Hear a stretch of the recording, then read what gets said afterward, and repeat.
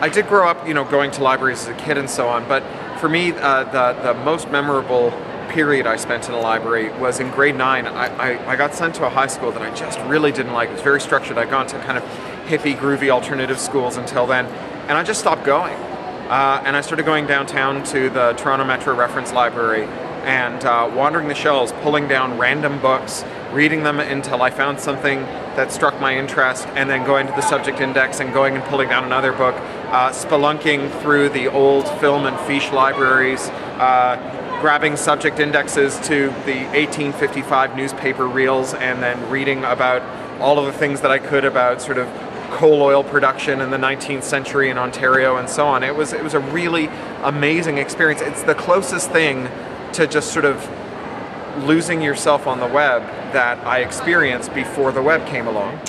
Mostly I use my library with my daughter.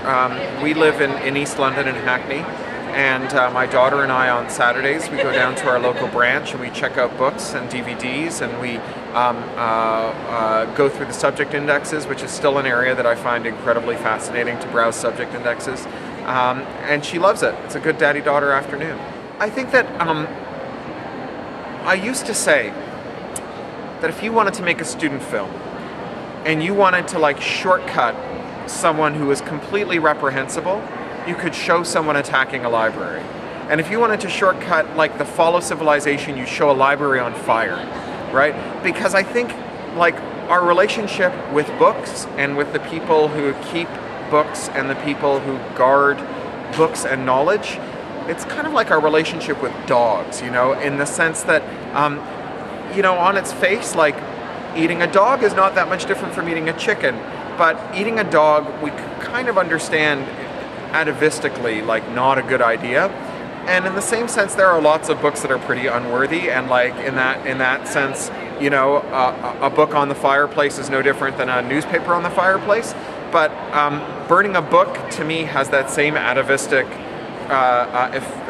repulsion that I get from the thought of eating a dog. And so for me, the idea that there are people out there with a straight face who are saying, oh, we need to cut libraries, we need fewer libraries, our libraries should have shorter hours, they should have fewer people in them kind of engaged in the business of helping people navigate information and authority, is it's like discovering that there's like a swath of our society who's like, screw the dogs, let's eat. That the answer to bad speech is more speech, not because bad speech isn't harmful. Bad speech is fantastically harmful at its worst, right? My father, as an infant, was in a building that was burned down in Poland with in his mother's arms. They waited out the fire and escaped it during a pogrom that was brought about through bad speech. Bad speech leads to bad acts.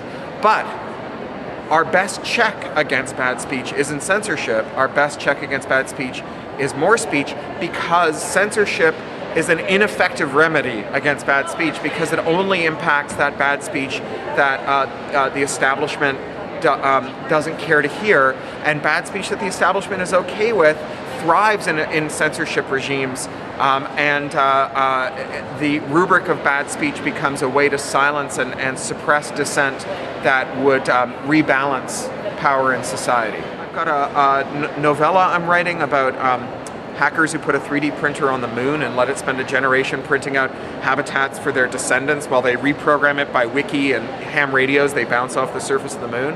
I've got a novel I'm writing that's a prequel to my first book, Down and Out in the Magic Kingdom. I'm funding a software project to develop a name your price ebook sales platform for authors who have deals with traditional publishers, so you can effectively be a retail outlet for your own books, and then remit to your publishers no matter where your publishers are in the world. It'll figure out, oh well, you've got Open Territory in Germany, you've got HarperCollins in the UK, you've got Macmillan in the US. You can take anyone's money no matter where they are in the world, and it'll account for it and say you give this many dollars to this one and this many dollars to that one. I call it shut up and take my money, because these days there's so many people around the world who just want to buy our stuff and give us money, and like there's a problem with people who don't want to pay for stuff and take it. But like before we go and try and solve that problem, why don't we try and solve the problem of taking money from all the people who are trying to give it to us and who are saying, no, you want to pay the wrong way, you're in the wrong currency, you're in the wrong country, whatever, and just figure out how to shut up and take all the money that people want to give us. So I'm funding that. I'll be rolling it out in the fourth quarter I hope. And I'm also curating the next Humble ebook bundle, which is a sort of pay-what-you-like DRM-free ebook bundle. We did the first one earlier, last autumn actually, and made $1.25 million for the authors of the 6 books in 2 weeks. And we're going to do it again, and bigger.